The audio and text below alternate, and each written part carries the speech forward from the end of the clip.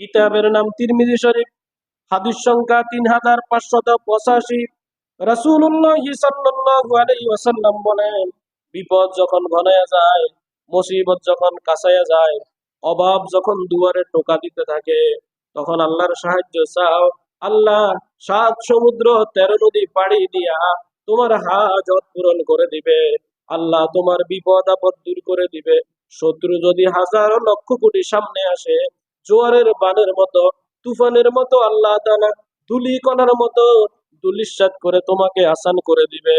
কিতাবের নাম তিরমিজি শরীফ, হাদিস সংখ্যা 3585।